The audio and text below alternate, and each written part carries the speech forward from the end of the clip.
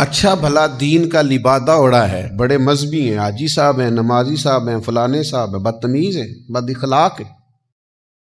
تلخ رویہ ہے، سارے کپڑے مذہب کے پہنے،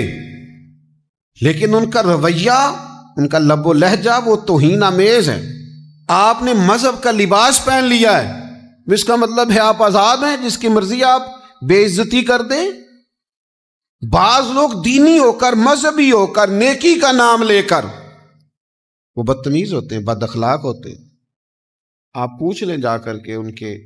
اہل خانہ سے اور ان کے ساتھ رہنے والے لوگوں سے کہ ان کا رویہ ٹھیک نہیں ہوتا، تو کیا یہ نمازیں، یہ روزے، یہ حج، یہ زکاتیں، یہ عبادتیں، یہ تسبیحیں، یہ خیراتیں، یہ بڑی نفع بخش ہوں گی؟ سنو، امام بہقی حدیث لائے، نبی پاک علیہ السلام کی خدمت میں عرض کیا گیا، یا رسول اللہ، ایک عورت رات کو نفل پڑھتی ہے، دن کو روزہ رکھتی ہے، ساری رات نفل پڑھتی ہے، اتنی عبادت گزار ہے، ہر روز نفلی روزہ رکھتی ہے، لیکن حضور وہ بد اخلاق ہے۔ اور بتانے والے نے وضاحت دی کہ یا رسول اللہ، اپنی زبان سے اپنے پڑوسیوں کو تکلیف دیتی ہے۔ پس منظر پھر سمجھو، ساری رات نفل پڑھتی ہے، ہر روز دن میں نفلی روزہ رکھتی ہے، یہ معیار اور یہ سٹیٹس ہے اس کی عبادت کا، لیکن حضور بد اخلاق ہے، اپنی زبان کے تیروں سے، اپنی زبان کی تلخی سے اپنے پڑوسیوں کو تکلیف دیتی ہے۔ دو چیزیں آ گئی نا مقابل، یعنی نفل بھی ہیں اس کے پاس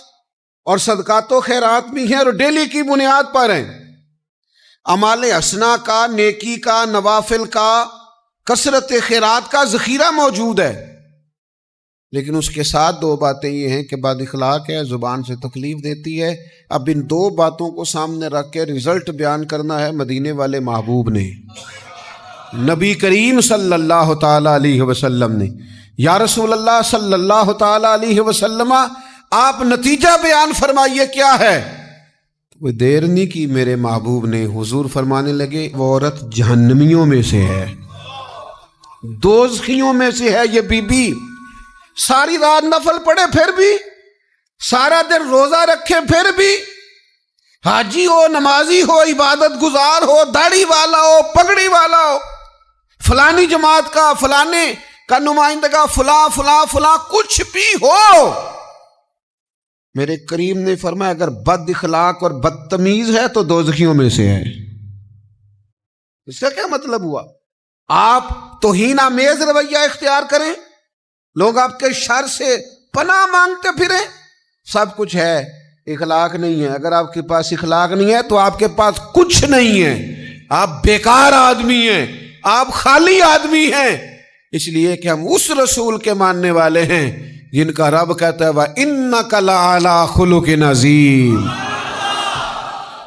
محبوب آپ کا صرف اخلاق نہیں، آپ تو خلق عظیم والے ہیں،